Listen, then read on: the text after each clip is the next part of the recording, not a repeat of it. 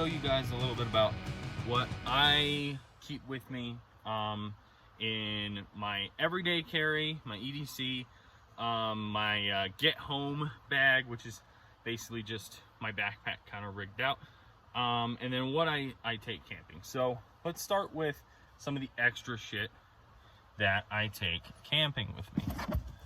One of the things that I will always bring camping, you know, this is besides tents and you know, extra clothes, is this bad boy. 20 gauge shotgun. And that's basically for, I mean, it's for protection. It's if I need it to hunt something. It's to, you know, go bang bang when I want to, because it's fun. Obviously handle your firearms safely, but yeah, I like to keep it around just in case puma, bear, something comes in camp at night. Especially at night, I have it like while we're all chilling around the campfire, smoking and hanging out. I usually will have it right there with me, just in case. And then I'll usually bring it in to the tent with me, again, because rather have it than not. So that's one of the things I take camping with me. One of the other things, and really the only big additional thing to this bag that I take camping with me, is this survival knife right here. I've had this since I was like 10. It comes with a whetstone on it. Nice fat blade, serrated edge. He's obviously a little beat up and worn because I've taken him along with me. A couple cool things about this guy. First of all, there's a concealed compartment in here with a compass that no longer works now, but did work when I first bought it. So not dogging on the knife necessarily, because it is very old. This little piece of metal, which I'll be honest, I don't know why this came in here, but it could be useful for something. And then this little waterproof container right here. I'll post a photo. But it's just got fishing line, a couple matches, a mini sewing kit in there. And yeah, but the cool part is that there's plenty of room in this handle to store something else. Like, for instance, a good thing to do when you're on a nice sunny day and you know you have tons of dry shit around you, is find some tinder and some kindling. Up here in Oregon, and you know, lots of other wetter places, there's tons of moss lying around everywhere. And you know, we don't really think about it too much while we're up here, but this is vital fire starter. So when it's dry like this and you can collect some of this shit, collect it, as you never know when you'll need to start a fire. Let's shove that bad boy in there. Plenty of room. There's probably even room for a smaller emergency blanket in there as well, if I wanted to shove that all in there. But yeah, I've been meaning to do that the last couple camping trips and I keep forgetting, so glad I got it. Oh, the other cool thing about this one is that it comes with this, it's like bolted in, right? So you can take a multi-tool, which I will later actually, with a Allen wrench attachment, and take this whole blade off. That way you could attach it to a spear or something. We're gonna do a whole weapons episode eventually, where show you some improvised weapons and shit that's my favorite shit, man. I mean, I love weapons, especially knives and fucking handmade shit. All right, so another thing that is extra that I brought along with me, I guess is the last thing, is extra water, because never have too much while I'm out here all alone. So usually I just keep it in this side compartment here, and I just have one of these, but I brought two of them full just in case. Yeah, so real quick, I just keep a really cheap, I mean, I got this at Ross for like 15 bucks. God damn it. Like tactical backpack, mole system backpack, forgetting what it was. But the cool thing about the mole system backpacks and shit is that you can, you know, connect exterior pouches to it like I did here. I'll show you what's in there. Or you can also clip shit in here like a pocket knife or a flashlight or whatever. So now we're back down to basically what I carry to work.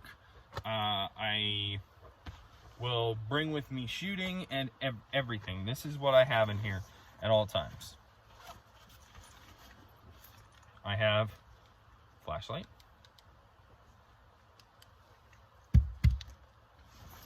markers, oh, a vape. That would be on my person at all times. Spare shell and a couple dimes and such.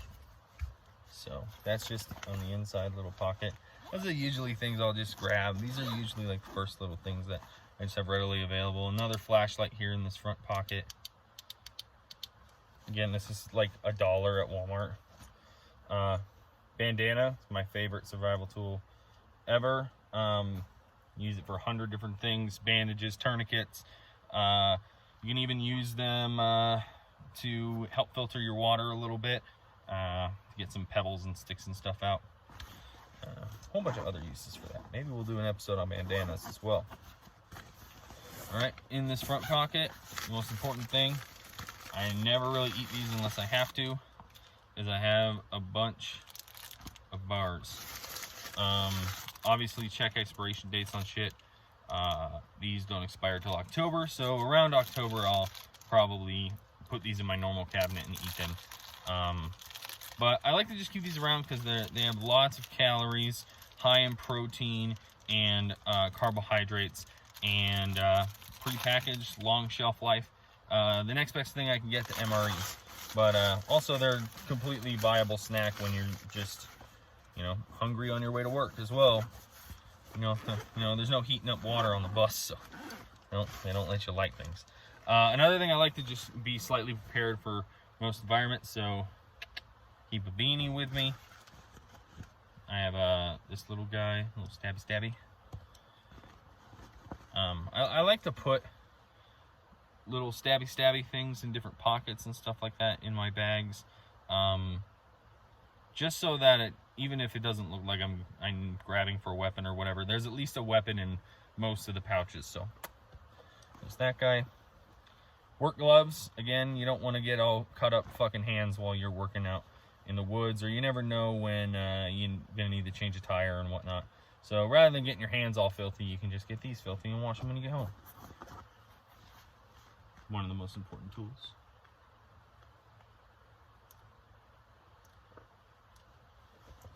Make sure if you are going to get plastic, you get rounded edge and wide tooth for your beard, because otherwise it's going to stick.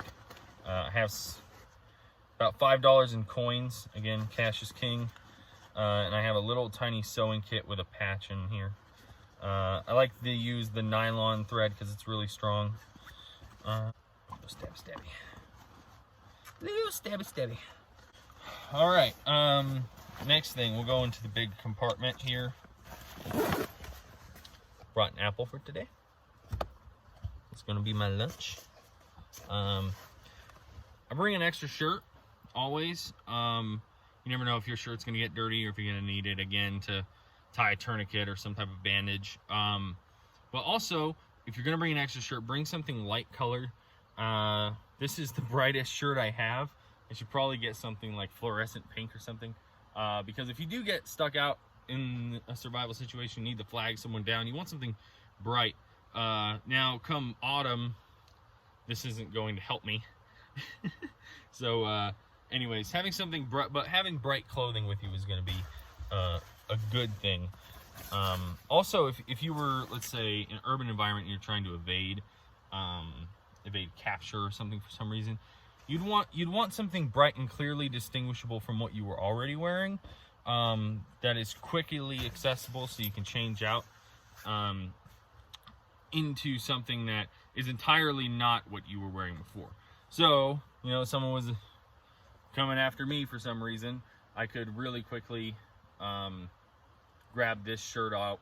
It's slightly bigger than the ones that I normally wear, so it would cover my other shirt, and then switch hats, and then hopefully that'll be enough of this guy to slip into the crowd.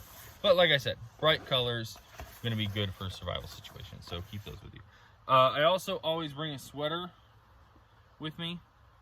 I like this one because I don't wear it very much. It's pretty warm, slightly water resistant, and it's thin, so I can put other things over the top of it. So again, preparing for more environments than you were, slightly cold environments like this. You can use the plastic bag as a poncho or whatnot. And then just my notebook. That's all I got in here.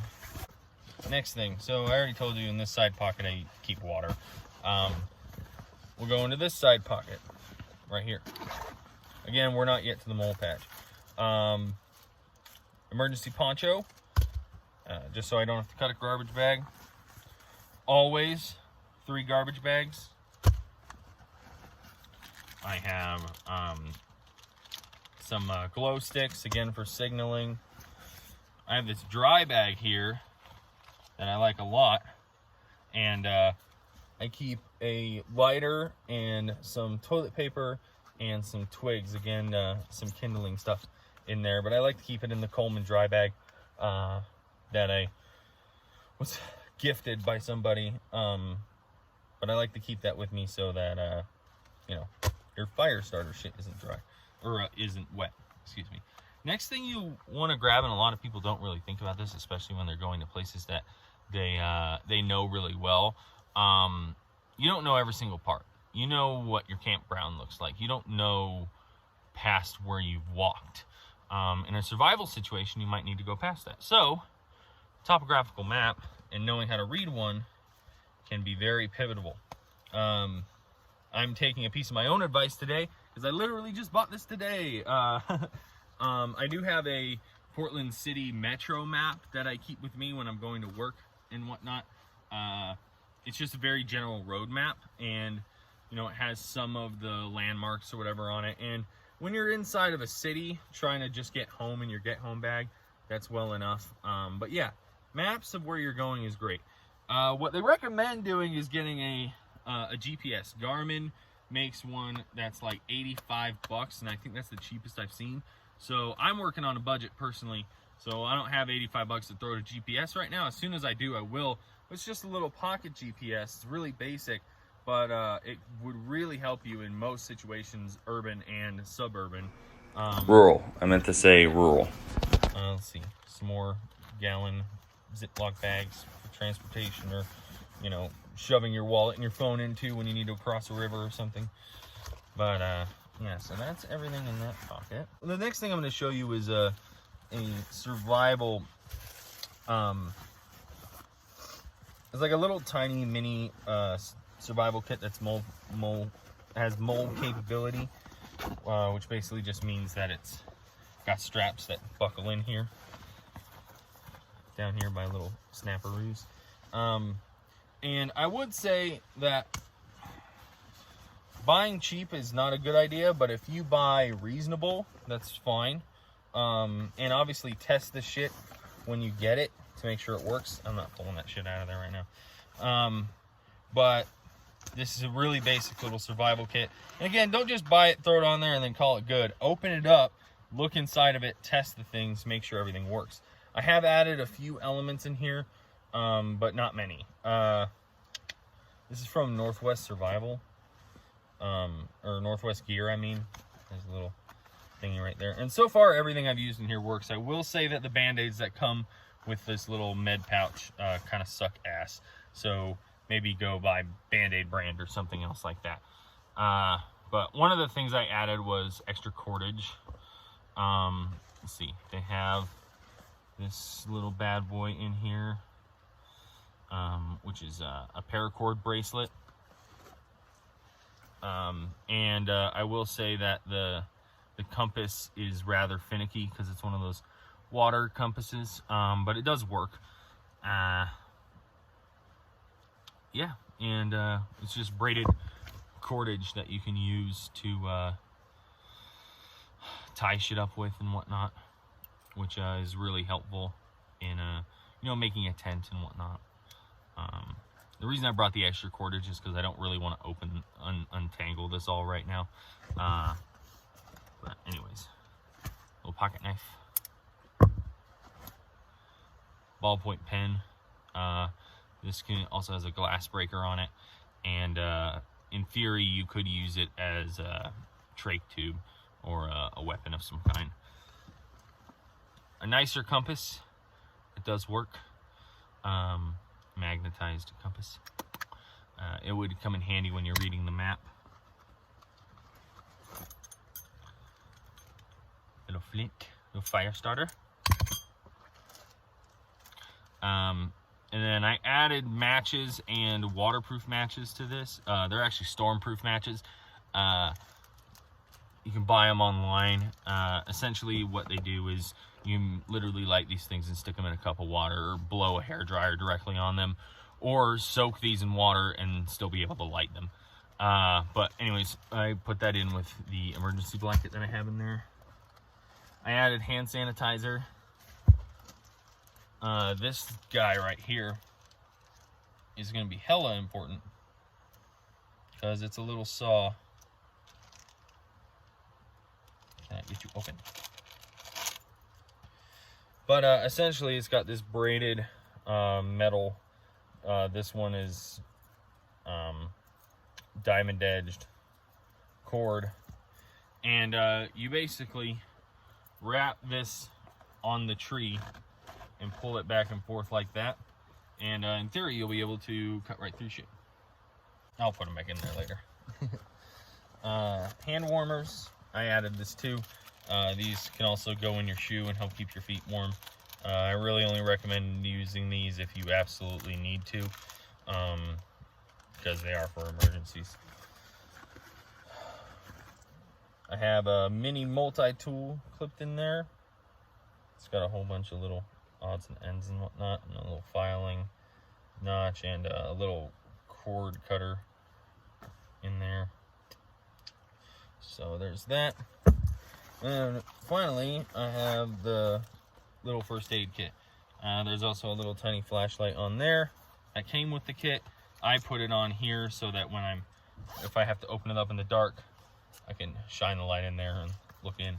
Comes with a triangular bandage, some little scissors, tweezers, gauze, band-aids, alcohol pads, and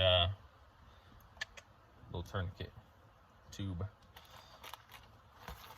But yeah, that is what I carry with me every single day, and this whole thing is what I carry with me camping. So, last thing I always carry with me camping, always bring with me, extra shoes. Doesn't matter what time of year it is, bring some waterproof boots, for fuck's sakes. And also wear something comfortable. I like to wear these high heel Converse High top tactical shoe style things. They basically look like Converse, but the bottom treads are more like a combat boot tread. And I like it because the ankle support, you're less likely to roll your ankle. And then on top of that, it looks cool. It doesn't really look like you're being tactical when you're walking around town or whatever. It just looks like you're trying to look cool, which I enjoy. But yeah, so those are just a couple things that you can carry around in your everyday carry. I almost forgot to show you what's in my pockets.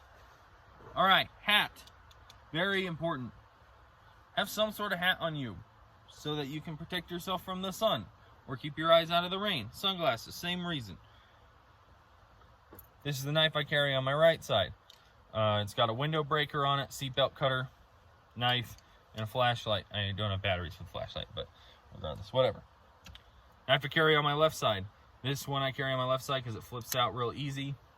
It's nice and fucking huge, and I can protect myself with it. Next thing, chapstick, wallet, lighter, car keys. Again, fire. In your wallet. Keep a little bit of cash on you. Just in case you need to pay someone off for something or you need something to trade. I don't have them on me, but I also usually have cigarettes as well. Again, if you need to trade for information or whatnot, that's a good little trading tool. Cigarettes are like If you remember in school, when we had gum, and you know, we'd be sitting around in class, and everyone would see you chewing gum, and they'd be like, "Can I have some? Can I have some? Can I have some? Can I have some?" And everyone wants some of your gum. Cigarettes are like the adult version of gum in the classroom. You go walking around, if you're smoking a cigarette, people are gonna be like, "Can I have one? Can I have one? Can I have one? Can I have one?" People will trade a lot for their addiction to nicotine. Like I've been switching to vaping for the most part, but it's still good to carry around a few, just because you do have something you can give someone, and they might have things that you need in return.